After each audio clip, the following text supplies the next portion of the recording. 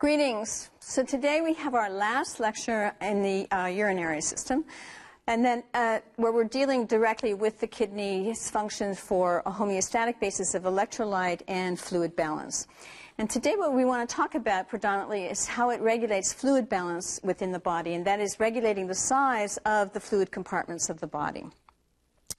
So some of the things that we have to think about today will be to recall the location of the juxtaglomerular nephrons, because these are the nephrons that we'll be mostly concerned with. And secondly, we want to explain the change in the permeability along the renal tubules to ions and water. And this is because we're interested in how we're generating then that interstitial ionic gradient, that osmotic gradient that sits within the medulla of the kidney. And third, we want to explain the importance of that osmotic gradient within the kidney medulla for the concentration of urine and how that works. And then fourth, we want to explain what's called RAS, or RAAS. This is the renin-angiotensin-aldosterone system, and the conditions that activate it. And this is a system that's going to coordinate the functions of the kidney with that of the rest of the body in maintaining blood pressure. And then 5, we want to explain the hormonal regulation of ECF volume. And 6, define diuresis and explain the different causes of diuresis. So we have quite a few things to consider on our list. Okay, so let's get started. So the first thing that you should think about is that as you go through your specific daily activities, you're taking in about 2 liters of food and fluid in a given day. And the intake to the body of this material has to be equal to the output from the body of this material in order for us to maintain mass balance. And the kidney's function is to regulate the fluid volumes, that is to regulate how the amount of fluid that's coming into the body with that which is leaving the body. And secondly, the kidney needs to regulate ions and solutes. But in particular, we're interested in the water. That is, the amount of water that's entering into the body and how the kidney then can conserve water for the body or excrete water if it has an excess. The thing to remember is that the kidney can conserve water, but it can't replenish water.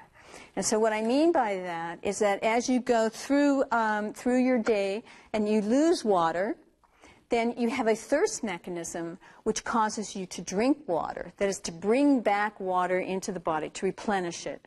The kidney cannot make water. It can move water from presumptive urine space back into the blood space, but that has a limited function.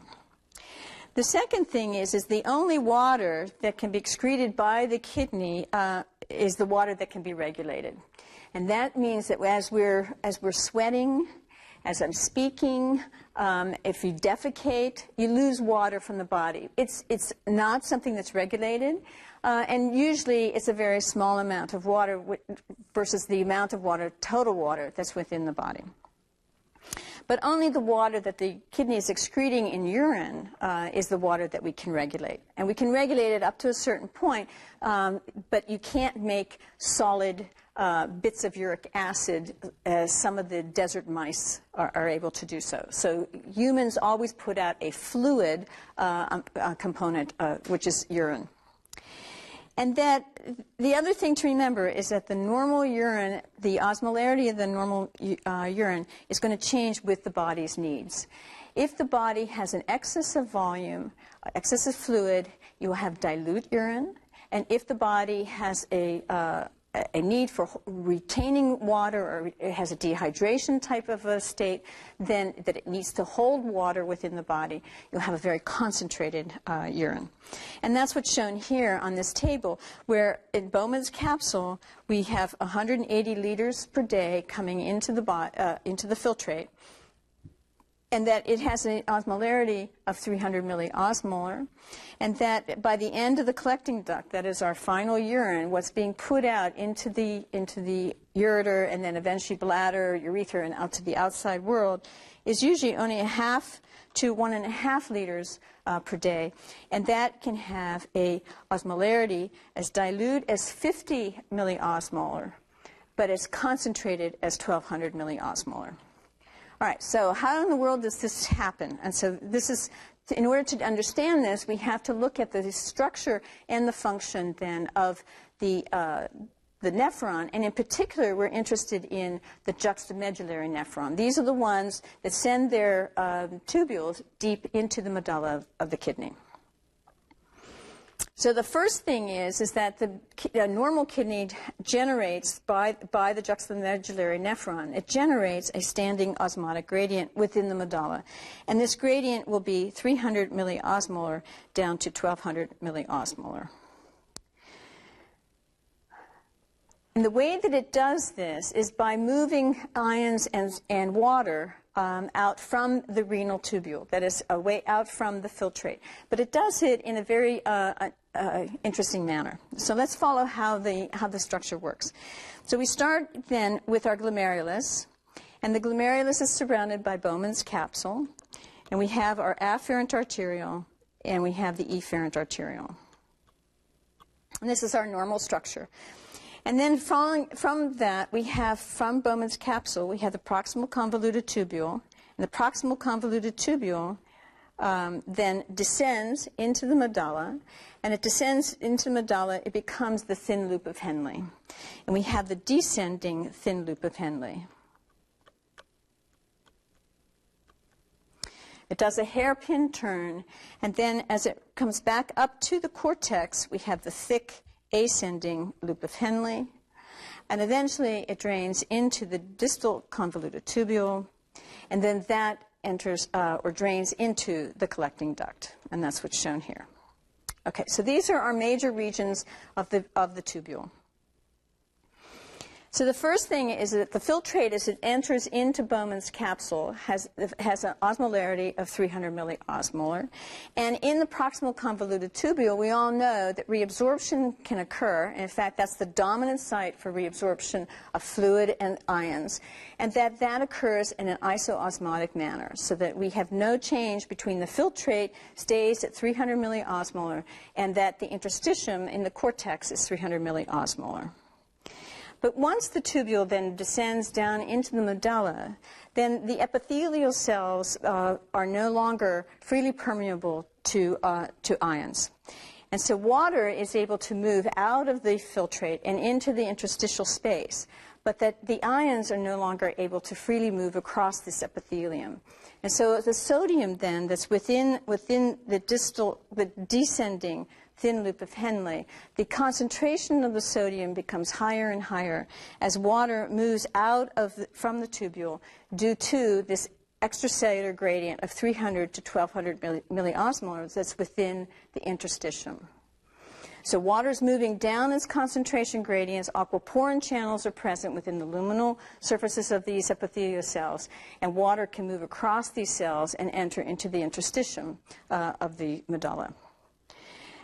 By the time we reach the bottom loop of the thin loop of Henle, the filtrate itself now is very concentrated. It's able to equilibrate with the interstitial fluid. And so the interstitial fluid is at 1200 milliosmolar, then the filtrate is at 1200 milliosmolar. So we have a movement now of sodium and of urea and of water freely across these cells, so that the filtrate now is 1200 milliosmolar.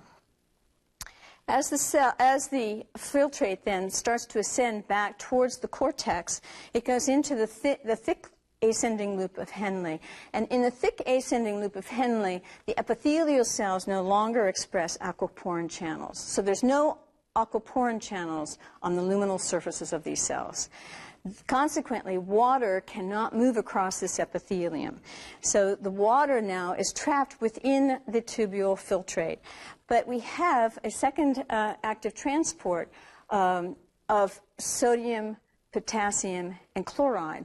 And this transporter is moving sodium, potassium, and chloride out of the filtrate and into the interstitial space.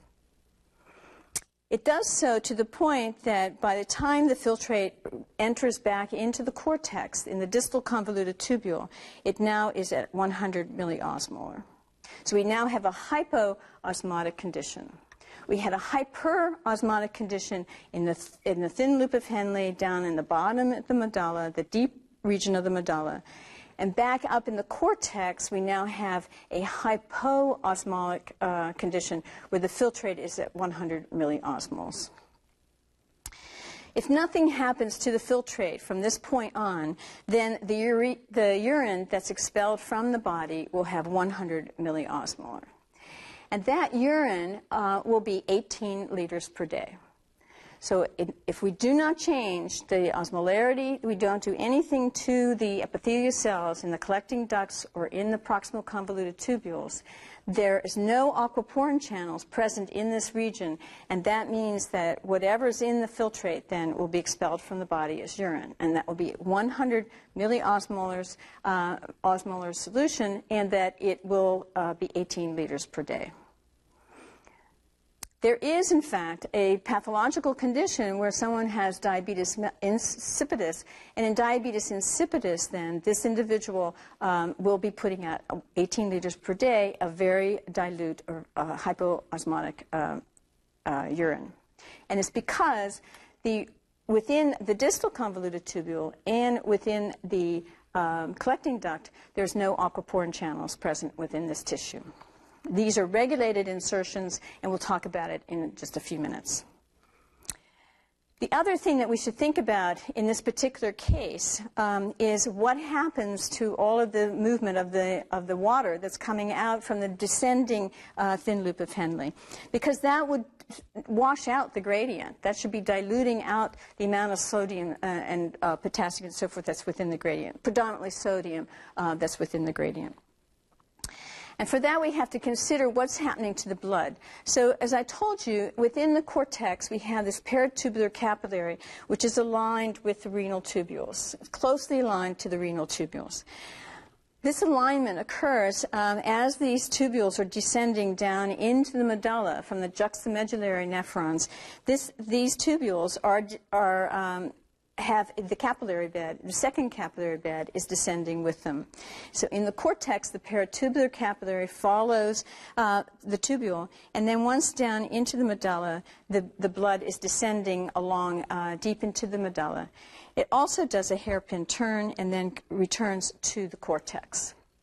But in this particular case, the flow of the blood is in the opposite direction to the flow of the filtrate. So that as the blood is descending deep into the medulla, it's picking up the sodium, which is being pumped out of the thick ascending loop of Henle.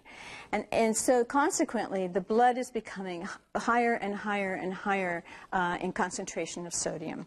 And such that by the time the blood reaches the hairpin loop deep within the medulla, the blood now is sitting at 1200 milliosmolar. The blood is also able to pick up the urea, so the blood cells are not shrinking. Okay, they're picking up the urea, so this is now an isotonic condition where we have minimal shrinkage of the cells, but it's in a very hypertonic condition. Then as the blood is now returning to the cortex, it's picking up water, and it's picking up water from the descending tubule. So the water is leaving the descending thin loop of Henle and is being picked up by the blood, and the blood of this capillary bed then is going to return to the cortex and eventually leave the cells through the renal vein.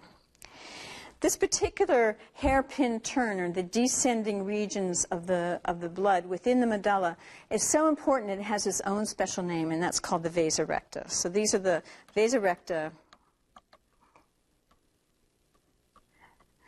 within the medulla, is that second capillary bed, and it's picking up all of the fluid and the sodium that's being extruded from the filtrate.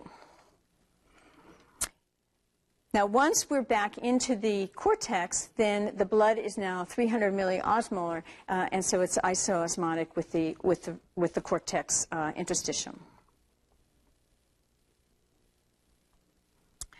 So in the case where the body wants to make concentrated urine, then this is a regulated function, and what happens is that the body will secrete the hormone, antidiuretic hormone, or vasopressin. And you all know about this. This is a hormone that's secreted from the posterior pituitary in response to a rise in osmolarity within the blood.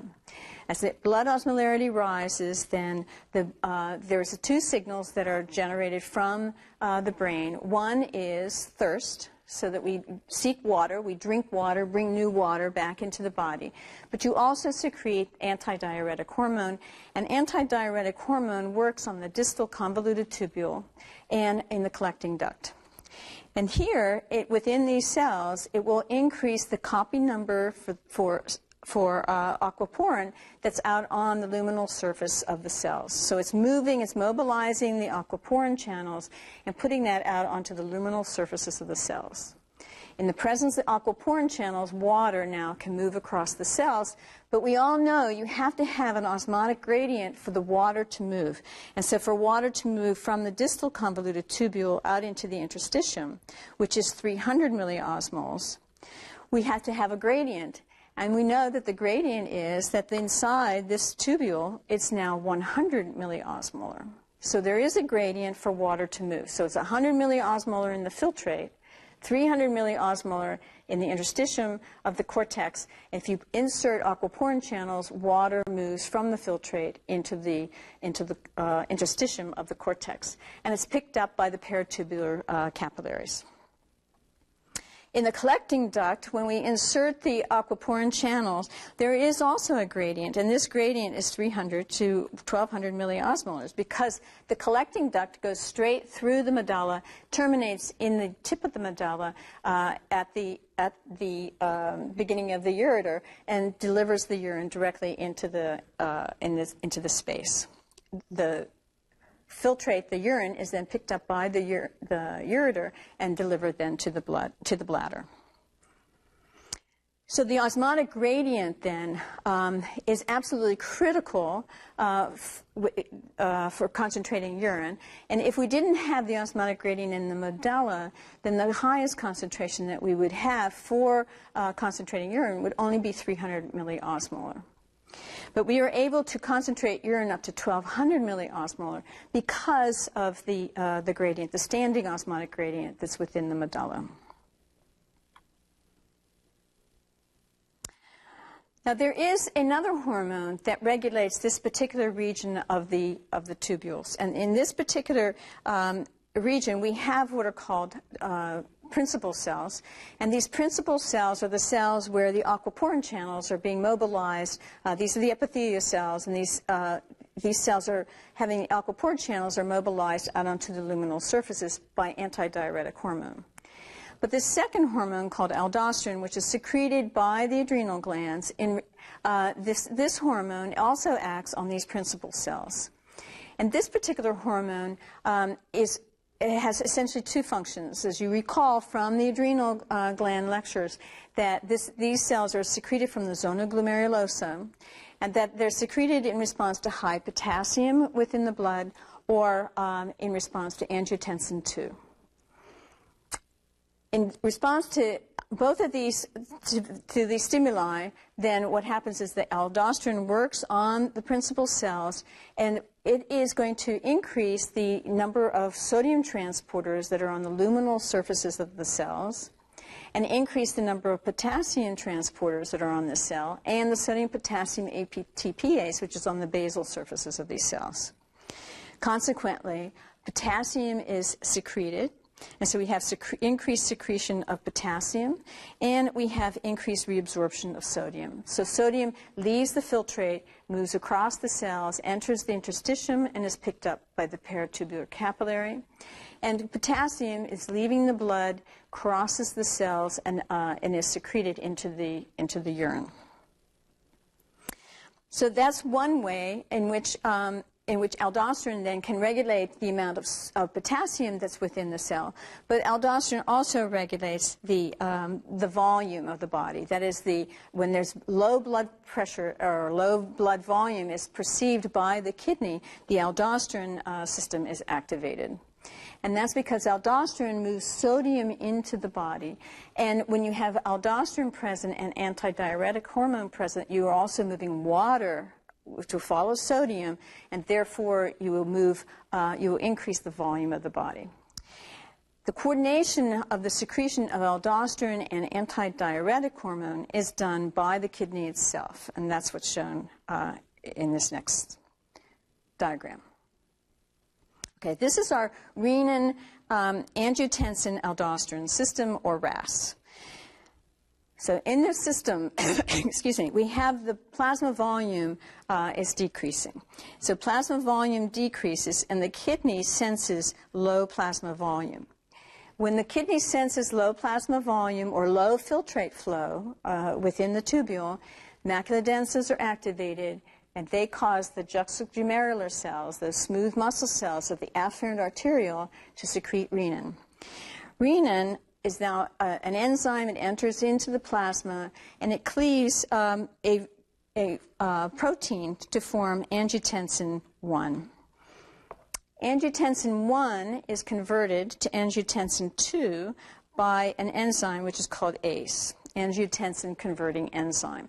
And this enzyme is present in the lungs, but it's also present in the vasculature and in many tissues.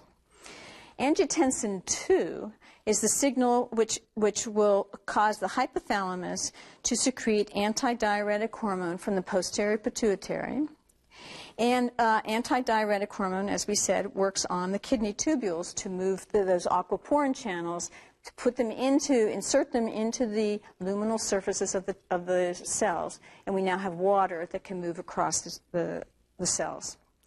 Angiotensin 2 also causes the adrenal glands to secrete aldosterone, and aldosterone works on the collecting ducts, on the principal cells, and on the distal convoluted tubule principal cells. And it will cause sodium to move into the body. So we're moving sodium and water into the body with aldosterone, and so we will increase blood volume. So this RAS system, then, is increasing blood volume by mobilizing two hormones, antidiuretic hormone, which gives us water, and aldosterone, which gives us sodium. In addition, it's giving us two major vasoconstrictors, and the vasoconstrictors are angiotensin 2 itself and antidiuretic hormone. And these two major vasoconstrictors, then, will cause constriction, increasing TP, constriction of blood vessels, and you'll get increase in the total peripheral resistance within the system. This will help on our preload so that we are increasing venous return to the body to correct for low cardiac output or for perceived low pressures. Okay, so that's what happens when we have low volume or we have low pressure. But what happens if you have an excess of volume? An excess of volume is an interesting kind of a problem, because an excess of volume means that you're taking in fluid faster than the body can get rid of it. And so this doesn't happen very often, but it can become very critical. So for instance, I had in my laboratory, I had a postdoctoral student who had a kidney stone. And his wife was a nurse, and she said, well, let's just drink a lot of water, and if you drink a lot of water, you can flush the kidney stone. And so she gave him a big jug of water, and he started drinking the water quickly. And then she gave him a second jug of water, and he drank that very quickly. And then he became disoriented. He was having trouble talking and even walking. And she became worried, and so she then brought him into the emergency room. What had happened to him? Well, what happened was he brought in so much volume, so much fluid, that he decreased the electrical the concentration of the ions that were within the ECF. And by decreasing those ions, he decreased blood osmolarity to less than 280 milliosmolar. When he did so, Then he changed the ion gradient across cells such as neurons and muscle. And not only did he do that, but we now have an osmotic gradient where it's much more dilute in the ECF than it is with the cells, and so the cells start to swell. Right, so he has a condition now where he can get swelling of the neurons, and they're trapped within the cranium, which is a bony cranium, and so you can have loss of neurons. But let's look at what happened to the reflex loop. So with the reflex loop, we decreased the osmolarity of the blood, and by doing so, we will shut off ADH. So ADH now is turned off. And when you turn off ADH, we have the same situation that we had with diabetes insipidus, and that is that there's no aquaporin channels within the collecting ducts and within the distal convoluted tubule. And so therefore, you will pee out 18 liters per day of very dilute urine. Not only that, the extra volume that was within the vasculature stretched the atria of the heart, and by stretching the atria of the heart, the smooth the cardiac muscles, not smooth muscles, but cardiac muscles of the heart, in the atria, these are endocrine cells, and so when they're stretched, they secrete a hormone, and the hormone is called atrial natriuretic factor, or ANF. It works on the kidney, and it works on the afferent arterioles to cause them to dilate. So it dilates the afferent arteriole, and when that occurs, what happens to GFR? We increase GFR, and so you increase then filtration across this region. So you're not only do we have no ADH, no aquaporin channels in the collecting ducts, but we now have a situation where we're increasing the filtration across the glomerulus. So we're making more filtrate, we're making more urine. And by doing so, then, it increases the water loss from the body. We lose water, and we also lose some sodium, but predominantly what we're worried about is decreasing the fluid volume from the body, and this was the way that the body can compensate. The body can compensate if it has enough time. If it doesn't have enough time, then the situation can become lethal. And in the Boston Marathon several years ago, they had 3 runners who had run the marathon. By the end of the marathon, they had gained weight. They had gained water weight. They drank so much water that it was in excess of the amount of water that they lost by sweating. And so what happened was they diluted down the osmolarity of their blood, and by doing so, they then put themselves in a position where the neurons started to swell, and 3 of them died. So this can become a very serious situation. It can be lethal. Okay, and so that brings us to our last topic, and this is called diuresis. So diuresis is the increased loss of body water to the urine, and it's where we have greater than 1 milliliter per minute of urine being put out from the body. And we can have 3 major ways in which this occurs. The first is water diuresis, and that's what we were just talking about, and that is when you take in too much fluid, you're taking in an excess of water, then it decreases the osmolarity of the plasma, or it increases the blood volume. That decreases antidiuretic hormone levels, and urine output increases. The second is where we have osmotic diuresis, and this occurs in the condition of diabetes mellitus, where the individual has such high circulating levels of glucose in the plasma that when the filtrate then in the kidney, the amount of glucose that's in that filtrate maxes out all of the transporters for glucose. We have saturated those transporters, and so the excess glucose stays within the renal tubule, it stays within the filtrate. It is osmotically active and holds water. And so as the filtrate goes through the tubule, then the water stays in the tubule, and we have increased urine output. And the last are drugs which are called diuretics. And these drugs increase the loss of the body water, and primarily they're acting by changing the reabsorption of sodium. these diuretics target specific parts of the renal tubule. So for instance, you can have a diuretic that inhibits that sodium potassium chloride transporter that's in the thick ascending loop of Henle. And you can have diuretics that work only on the collecting duct tubules where those transporters, the sodium transporters, are altered or inhibited. Under these conditions, then, sodium stays in the tubule filtrate and therefore holds water. And so under those conditions, then, we have an increased loss of water from the body. There's also diuretics that you're all familiar with, and that is every time you drink something that's caffeinated. So if you're drinking coffee or tea, the caffeine of the coffee affects a very mild it's a very mild effect, but it's on a transporter that's present within the distal convoluted tubule, and that transporter is a sodium chloride transporter that's inhibited. And so then you have a bit of an increase in urine output. So the urine output, then, these diuretics, the diuretics are very useful for particular pathological conditions where we have someone who is volume overloaded, then they give diuretics, or we have someone with congestive heart failure, we have too much volume within the system, and we want to reduce then afterload. We give the individual a diuretic, and they then pee out the extra volume. Okay, so what are our key concepts? So the first is that 2/3 of the body water is in the ICF, that's the intracellular fluid space, and 1/3 is in the extracellular fluid space, and that these two fluid spaces are within osmotic balance. That is, water can move freely back and forth in most areas of the body.